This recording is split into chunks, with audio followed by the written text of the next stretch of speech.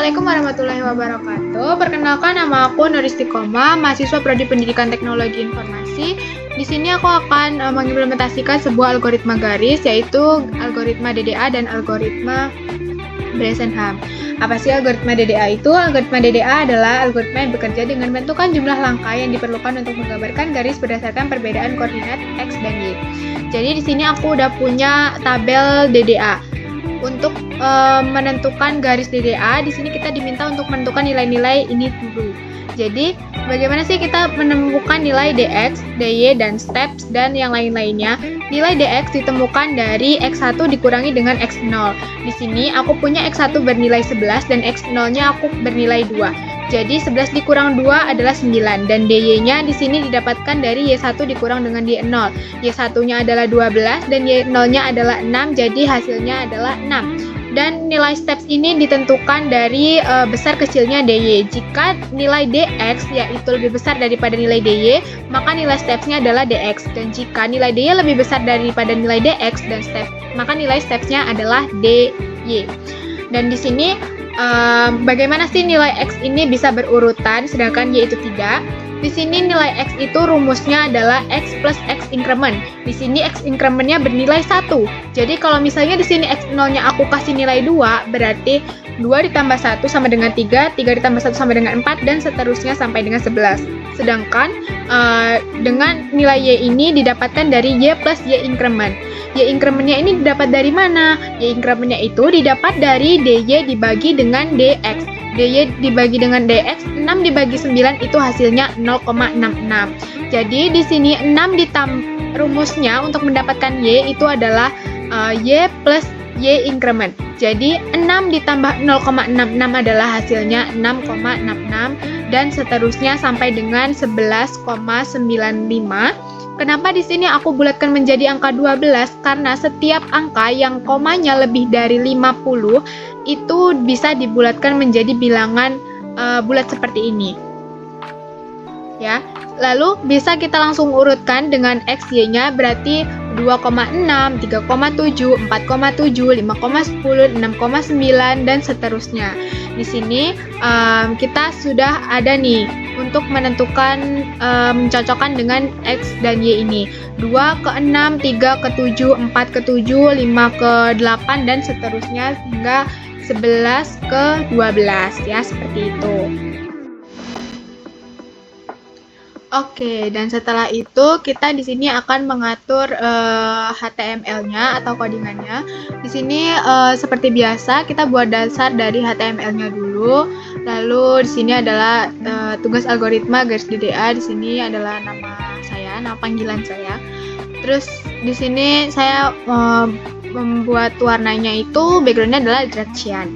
Ini adalah ukuran-ukurannya, ukuran kanvasnya. Terus abis itu ini saya buat warnanya itu dengan kode FFC0CB.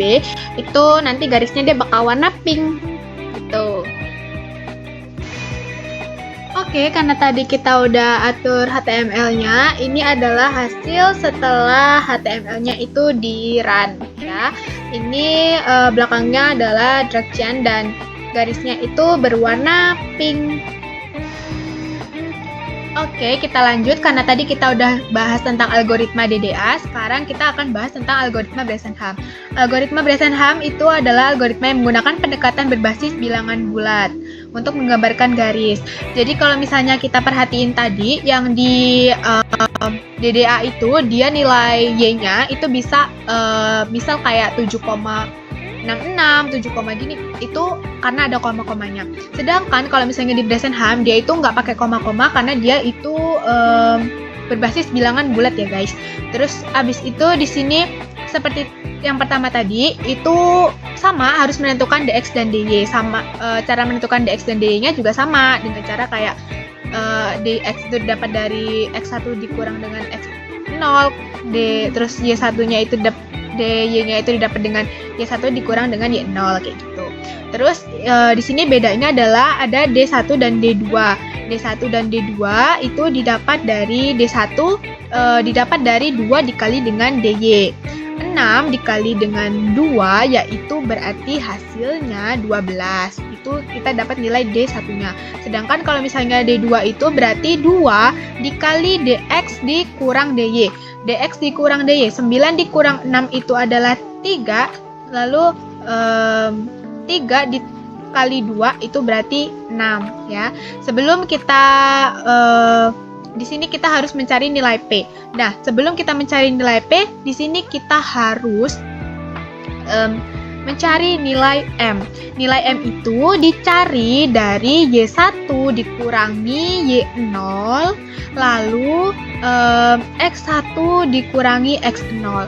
Berarti hasilnya itu nanti 6 dikurangi dibagi 9 ya. 6 dibagi 9 itu sama aja 0,66 atau kita buat di sini jadi 0,6 ya guys. Terus abis itu karena di sini ada ketentuan jika kalau misalnya garis M itu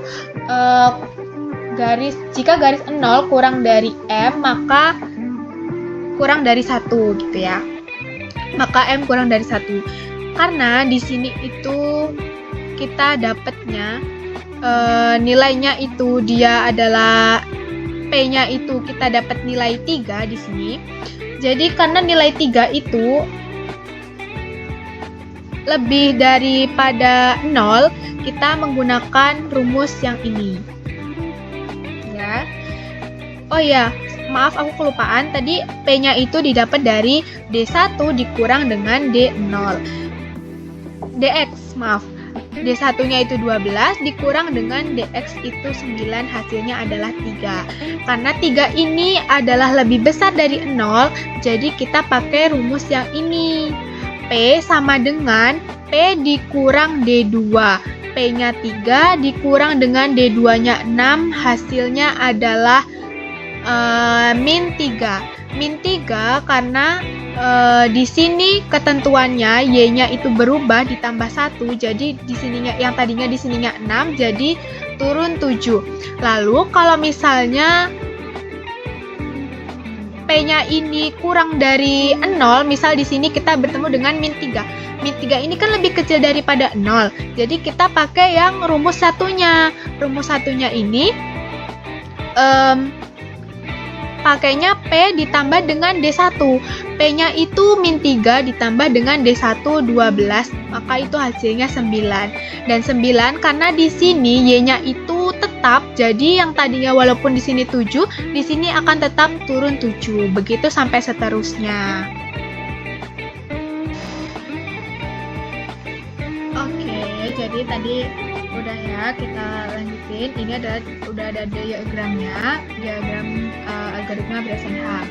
Ini algoritma diagram Bresenham, tinggal kita urutkan aja nih, 2 ke 6, terus 3 ke 7, 4 ke 7, dan seterusnya sampai 11 ke 12 ya.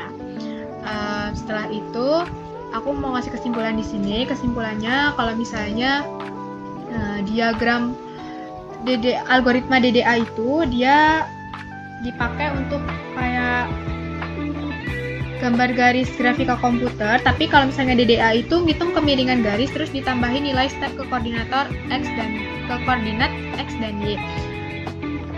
Terus habis itu kalau misalnya emang angkanya dia itu ada koma-komanya kan, jadi harus dibuletin ke piksel terdekat. Sedangkan kalau misalnya Bresenham dia itu lebih efisien karena dia nggak perlu pembagian lagi.